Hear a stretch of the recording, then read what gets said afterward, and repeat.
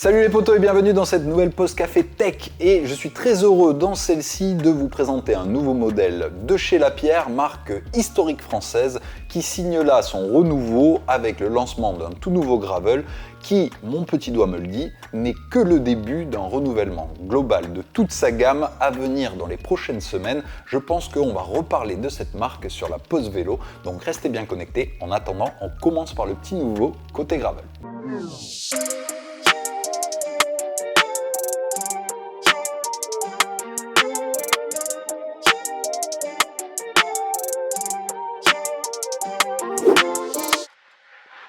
Vous aviez sûrement l'habitude chez Lapierre du Crosshill qui existe déjà en version aluminium, un vélo taillé pour le bikepacking, prêt à partir pour toutes les aventures à vélo lorsque l'on voyage, l'aluminium étant globalement le matériel le plus versatile permettant d'avoir à la fois un poids relativement contenu mais aussi la résistance nécessaire lorsqu'on voyage à vélo et forcément on prend un peu moins soin du matériel que lorsqu'il s'agit d'un pur vélo de route par exemple où le carbone est souvent privilégié.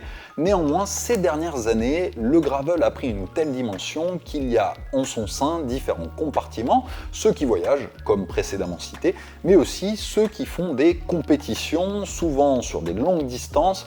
On voit de plus en plus de matériel proposant des câbles intégrés, des cadres en carbone quasiment aussi légers que ceux de leurs cousins 100% route. Et bien c'est la voie qu'a décidé d'explorer Lapierre avec ce tout nouveau Crosshill LLCF pour Carbon Frame. Vous avez compris, une version donc carbone de ce Crosshill, totalement repensé d'un point de vue design, même si on garde clairement les marqueurs de la marque, avec notamment ceux au banc arrière désolidarisé avec un tube de tige de selle totalement libre, qui lui permet d'ailleurs d'absorber grandement les chocs, ce qui est bienvenu lorsqu'on parle d'un gravel. Il est d'ailleurs annoncé qu'il y a une absorption de ceci augmentée de près de 12% par rapport à la version en aluminium, ce qui n'est pas rien. Ceci est également favorisé par ce cadre 100% en fibre de carbone unidirectionnel qui offre à la fois une grande rigidité mais également de l'absorption, c'est les propriétés mêmes du carbone. L'autre gros argument sera évidemment un poids fortement à la baisse, ce qui va correspondre donc aux amants du gravel qui aiment se dépasser dans des compétitions, qu'elles soient courtes ou longues distances de plus en plus.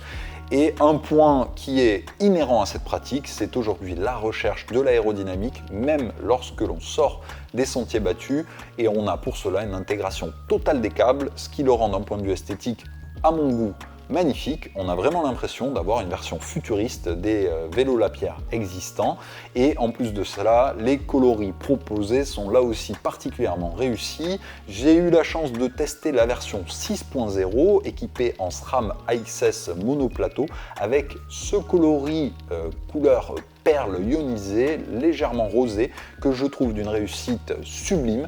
Il est clairement parfaitement adapté à mes couleurs favorites et donc au kit que je porte habituellement, mais je dois dire qu'il est du plus bel effet.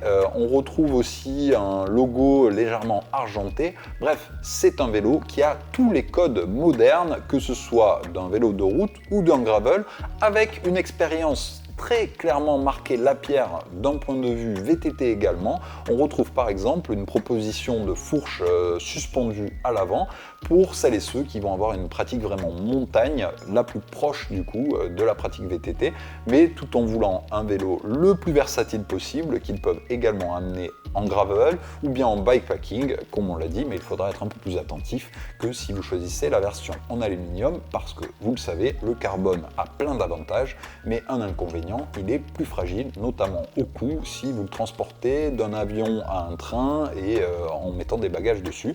Néanmoins, évidemment, Lapierre a prévu le coup, il y a des prédispositions un peu partout pour fixer vos bagages, et quelque chose de très utile, quoi qu'il en soit pour un gravel, vous pouvez également y monter facilement un garde-boue à l'avant comme à l'arrière, et ça c'est appréciable.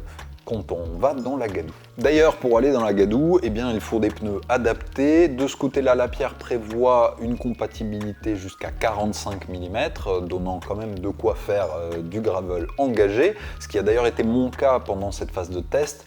Vous avez peut-être vu passer la vidéo sur mon premier séjour gravel, durant lequel j'ai eu l'occasion de rouler ce vélo qui n'était pas officiellement sorti, c'est pourquoi je ne vous en avais pas parlé jusque-là.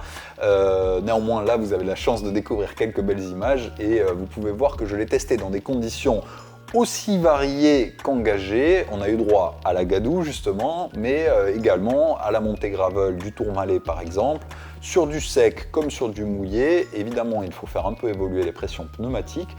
J'ai pas eu à déplorer une seule crevaison sur le séjour et je dois dire que ce vélo s'est comporté à merveille, comme un vélo de route un poil plus lourd lorsqu'on passait sur les sections bitumées du Tourmalet et quasiment comme un VTT lorsque je me suis retrouvé dans la gadoue embourbée. C'est vrai que c'est la particularité de ces gravels modernes. Ils vont chercher un spectre extrêmement large, c'est pourquoi de plus en plus de gens se tournent vers ces modèles comme vélo unique avec pourquoi pas une deuxième paire de roues justement en 45 mm de section pneumatique pour faire du VTT ou quasiment, et une paire de roues en carbone avec des pneus slick pour en faire un vélo de route. C'est tout à fait faisable si vous avez cette pratique. Ce vélo, à mon sens, est totalement adapté. Il y a quelques limites évidemment, on l'a dit, notamment le bikepacking. Si c'est votre pratique numéro 1, je vous conseillerais plutôt de vous tourner sur les versions en aluminium, mais si vous voulez un vélo polyvalent et performant, eh bien sachez que dans la version 6.0, il est annoncé à seulement un peu plus de 9 kg, ce qui reste tout à fait contenu pour un vélo de cette catégorie, et vous allez même tomber à entre 8 et 9 kg si vous allez dans les catégories supérieures, à savoir le 7.0 ou le 8.0 de chez Lapierre, qui sont notamment équipés du groupe GRX de chez Shimano. Le tout équipé de roues DT Suisse, que ce soit dans ma finition ou dans les suivantes, qui tournent là aussi parfaitement bien et offrent une belle polyvalence et un beau rendement. Bref, vous avez compris, c'est une machine très réussie. Il y a néanmoins quelques limites à connaître. La numéro 1, c'est un peu le défaut de ses qualités. Pour la version que j'ai testée, c'est la peinture. C'est clairement une peinture plus faite pour la route que pour le VTT. Pourquoi? Parce que si elle est belle, perlée et pleine de reflets, eh bien elle est aussi relativement fragile.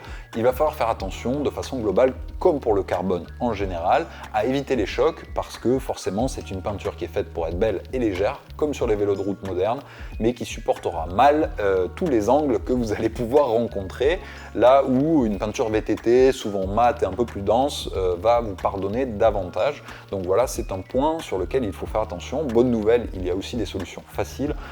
Vous pouvez, et je vous engage à le faire, sur ce type de modèle, mettre des protections transparentes, comme on le fait aussi en VTT, justement pour éviter d'abîmer une si belle peinture lorsque eh bien, vous partez sur les sentiers. Sinon, pour résumer tous les points positifs de ce vélo, ils sont nombreux, eh bien, j'ai l'impression que c'est un condensé de ce qui se fait de mieux sur les vélos gravel, on va dire, de compétition aujourd'hui, à savoir une intégration parfaite des câbles qui, si elle ne va pas vous faire gagner des milliers de watts d'un point de vue aéro, si vous ne faites que du gravel, elle est à minima très esthétique, et c'est vrai que sur un vélo moderne, voir des câbles aujourd'hui qui nous permettent d'étendre le linge, eh bien ça fait un peu bizarre. En l'occurrence, celui-ci est très beau, aussi grâce à ça, il faut le dire.